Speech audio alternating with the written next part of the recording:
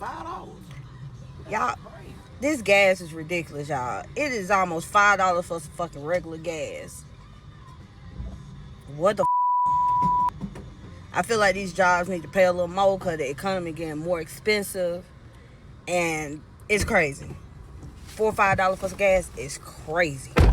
$98 just to fill my tank up just now. From empty to full, because it was 0 miles. $98. I fill up at Costco. It was $4.45 a gallon. I do get the 93 gas, the high gas. Wow, it's really ridiculous. $98. It's never cost me that much to fill up my tank. Thank goodness I only have to do it every 8 to 9 days. That's if I don't drive much, obviously. If I just keep it very simple, work and back. And everywhere I have to go is pretty close to my house, within 5 miles. $98. I was going to go buy me something at Hobby Lobby, but not now. I'm going home. Nope. He says gas is still cheaper than 2022 Democrats in power. Well, let's look at the information. When Biden left office, the day he left office, according to the internet, it was $3.11 a gallon. July 25th, according to the internet, gas is $4.11 average per gallon of regular gas. 37% increase in gas prices from Biden to Trump. Please fact check me. In addition, it's going to get much worse because the Iran war is full-scale escalation. Make sure you get gas today. It will be going up. And also, when gas prices go up, so does food, clothing, and everything else. Don't forget, we also now have tariffs again that Trump has imposed, even though the Supreme Court, the law of our land, said it's illegal. Why should a president listen to the law of the United States, right? I mean, silly me. But anyways, I digress. He's just put tariffs on everything. So now prices are going to go up. The U.S. importers will pay the tariff. They'll pass the cost on to you. They will eventually get a refund like they're getting now. You would have paid 90% of the tariff. So get ready for sky high inflation, sky high gas prices.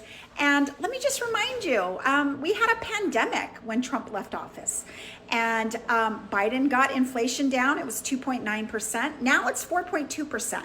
So comparing Biden, who had to deal with a 100-year worldwide pandemic, to a president who has on his own put on tariffs, on his own attacked another country, on his own who has bad economic policy because he's gone bankrupt 6 times, is really like comparing apples with oranges. Do you agree? Hi, my name's Christina. I have a master's degree in business, a degree in accounting. This guy probably went to high school 50 years ago. But please, I always ask everyone to verify information is readily available, and follow me for more economic news. All right, Trumpers, I hate to be the bearer of bad news, but your gas in the U.S. has just hit $4 a gallon again in most places, and it's going to continue to go up. Oil is surging right now. This report just came out this morning, and it's all because of the boy Trump. It's all because of him. It's all because of the orange man and him not getting this war under control, which then goes to show you that he has no regard for what the American people are feeling. And it's so sad, and it really makes me sick. I can't even watch it. I literally can't even watch it when I go back and look at some of the past campaigns where he was like, day one this, day one that, day one we're going to bring back America stronger than ever. And now America is like a plane going down. Beep, beep, beep, pull up, pull up. And that's kind of where we're at, and Trump ain't pulling up. So I really hope people understand what you voted for has really hurt us, And more than anything, when you voted for Trump, if you're a Republican, you hurt your party. You destroyed your party, and now you've lost the midterms and you've lost the 2028 election, because there's not a chance in hell there's going to be a Republican in there, much less Donald Trump being in there in 2028. That won't happen. Rising gas prices aren't just about what people pay at the pump. For many Americans, they affect commuting, family budgets, and even the cost of everyday goods. The people we've just watched come from different backgrounds and different parts of the country, yet many shared the same concern. Filling up a vehicle simply feels more expensive than it used to. These are individual experiences, but they help explain why fuel prices remain one of the most talked about economic issues in the country. To put things into perspective, the U.S. average price for regular gasoline was about $2.18 per gallon in 2020.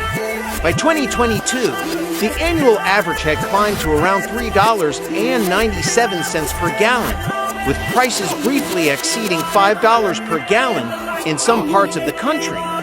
Although prices later came down, many drivers still say they're paying noticeably more than they did before the pandemic. So why does this happen?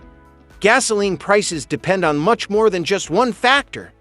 Crude oil prices, refinery production, transportation costs, taxes, seasonal travel, and global events all play a role. When oil supply becomes tighter or demand increases during busy travel seasons, drivers often notice the impact almost immediately at the pump. The effects go beyond filling up a car. Trucks deliver groceries, household goods, medicine, and supplies across the country, so higher fuel costs can increase transportation expenses.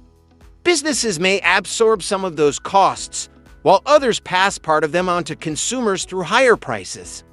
That's one reason fuel prices are often discussed alongside the overall cost of living. Many Americans have also changed the way they drive. Some combine errands into one trip, compare gas prices before filling up, use public transportation when possible, or choose more fuel-efficient vehicles. Small adjustments like these can make a noticeable difference over time. It's also worth remembering that gas prices aren't the same everywhere. Drivers in states like California often pay more than drivers in states like Texas because of differences in taxes, fuel regulations, transportation costs, and local supply. That's why two people can have very different experiences even if they're buying gasoline on the same day. Whether prices continue to rise or begin to fall, one thing is clear. Fuel costs remain an important part of everyday life because they affect how people travel, work, and manage their monthly budgets. Now I'd like to hear your opinion.